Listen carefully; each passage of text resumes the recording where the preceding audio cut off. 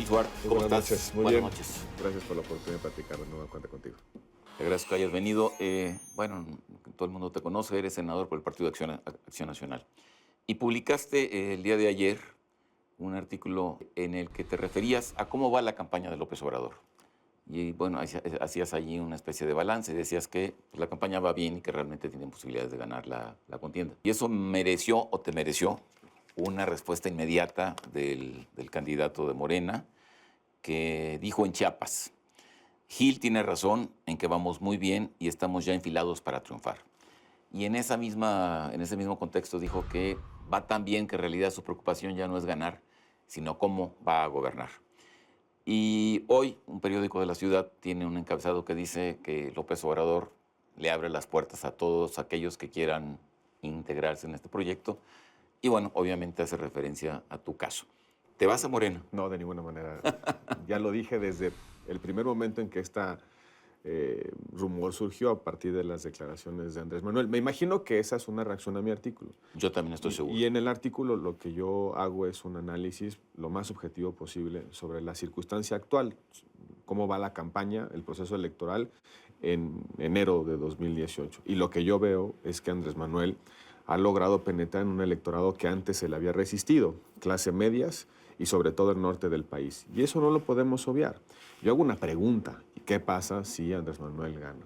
Pero veo otra cosa, y es que quien le está haciendo la campaña a Andrés Manuel López Obrador son sus adversarios, por tres razones esencialmente. En primer lugar, porque no están llevando ¿Te refieres al PRI y al Frente? Al PRI y al Frente. Porque no están llevando a Andrés Manuel López Obrador al terreno de las definiciones. Están hablando de otra cosa, pero no están hablando de qué debemos conservar en este país y qué debemos cambiar en este país. ¿Cuáles son las dimensiones de punto uno. Segundo, el otro, se polarizaron entre los dos. Esta estrategia de jugar la semifinal entre el segundo y el tercero le está haciendo la campaña a Andrés Manuel. Se tensan los electorados y va a ser muy difícil que se reconcilien, y además Andrés Manuel nadie lo toca. Y en tercer lugar, creo que la parte más relevante de esto es que los partidos adversarios a Andrés Manuel están pensando que van a poder hacer un plebiscito de la elección frente a Andrés Manuel. Es decir, que la elección se trata Andrés Manuel o cualquier alternativa. Yo ya no veo eso, porque lo que dicen las encuestas es que es mayor la irritación social en el enojo social que el sentido de riesgo. Y si los partidos no se hacen cargo de eso, simplemente Andrés Manuel se va a ir solito durante esta campaña. Eso es justamente lo que digo en mi artículo. Y si esto pasa, si el escenario va avanzando, lo que conviene es poner una agenda. López Obrador sí está bastante seguro, como dice en esta declaración, de que va a ganar. No debería, pero bueno. Bueno, pero efectivamente hay datos que tampoco son tan evidentes, ¿no? Es decir, la última encuesta de Mitofsky, claro, las encuestas ahora ya sabemos que son relativas, pero en fin, la última encuesta de Mitofsky le da 23 puntos a él, 20 puntos a Anaya y 18 puntos a Mit. O sea, eso es prácticamente un empate. Si efectivamente así arrancara la campaña el 30 de marzo, el 1 de abril, el resultado sería muy incierto, ¿no? Punto número uno. Y punto número dos, este debate o esta contienda o esta confrontación que tú estás describiendo entre el Frente por un lado y el PRI por el otro, pues sí tiene una estrategia muy clara, y es la convicción de cada uno de que quien se ubique en segundo lugar es el que va a poder jalar este voto útil. Yo no estoy tan seguro que este voto útil no vaya a existir. No sucedió en el Estado de México, por ejemplo. Pero el Estado de México es el Estado de México. Sí, pero bueno. Y la República es la República, ¿no? Si se piensa que los votos que están debajo del Frente y del PRI se van a sumar automáticamente para irse contra Andrés Manuel, yo no lo veo tan claro. ¿Por qué? Porque el electorado, uno, quiere cambio. Dos, ven a Andrés Manuel el cambio. Tres, también hay que considerar los indecisos. Y no estoy defendiendo la idea de que Andrés Manuel va a ganar. No, estamos hablando de eso. Lo que planteo es, ¿qué pasa si gana? Si este escenario se confirma. Yo creo que la estrategia de la semifinal es una mala estrategia. Es una estrategia que parte de una premisa falsa, la sumatoria. Y yo creo que lo que deben hacer los partidos es polemizar con Andrés Manuel para llevarlo al terreno de las definiciones, a la zona de riesgos donde tendrá que tomar posición muy clara sobre los problemas del país y soluciones. El punto aquí es que no estamos hablando de del electorado cautivo del PAN y del PRI. Estamos hablando de los indecisos. Por eso.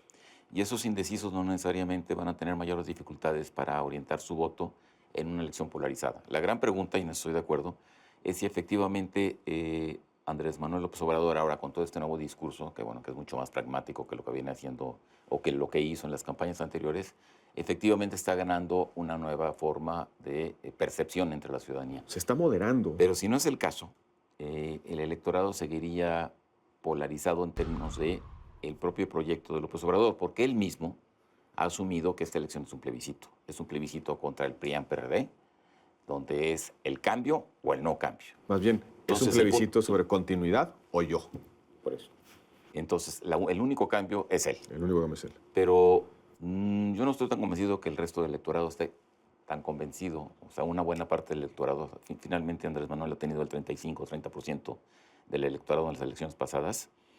No estoy tan convencido de que logre así fácilmente cobijar o ampliar esta simpatía, porque ha sido tradicionalmente un candidato que polariza. Yo no digo, insisto, que Andrés Manuel ya ganó la elección. Solo digo que en el escenario inercial, Andrés Manuel va arriba.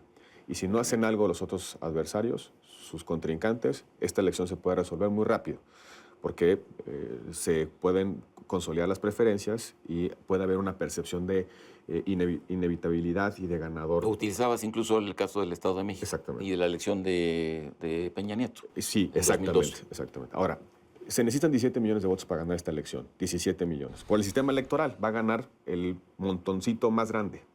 Si uno revisa los datos, Andrés Manuel ha crecido en 24 estados con respecto a la elección 2006. Es decir, en 2012 creció su votación en 24 estados. Si tú revisas las elecciones de gobernador, Andrés Manuel es el retador en 6 de 9.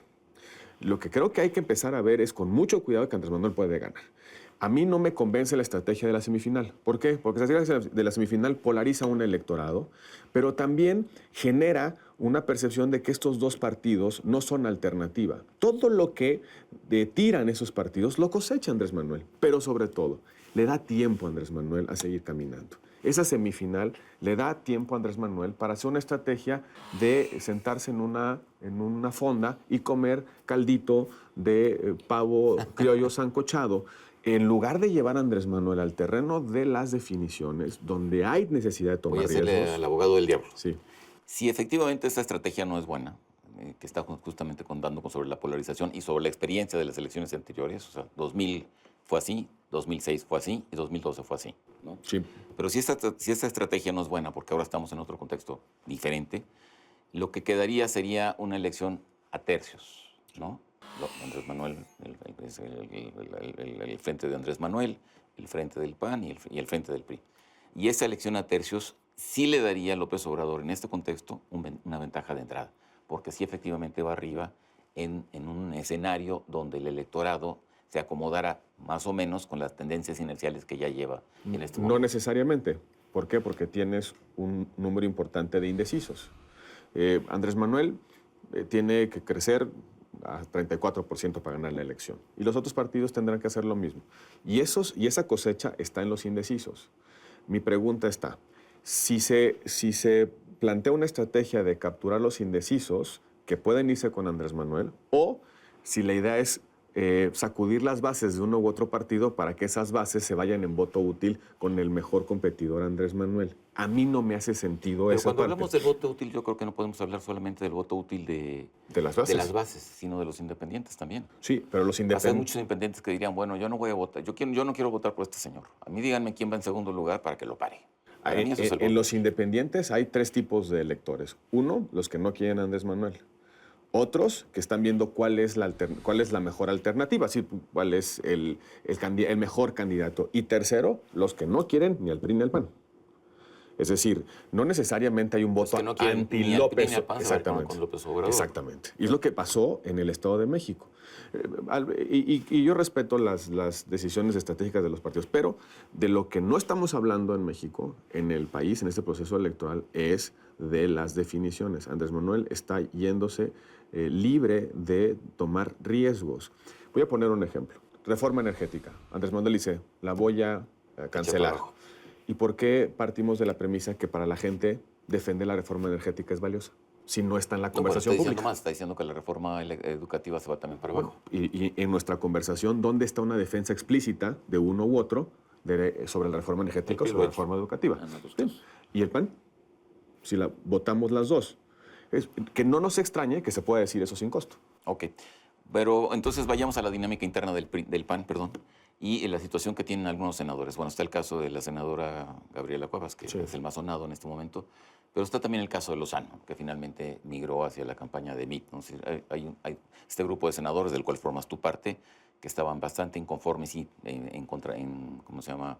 En tensión con la dirigencia, digamos. En hipertensión con la dirigencia.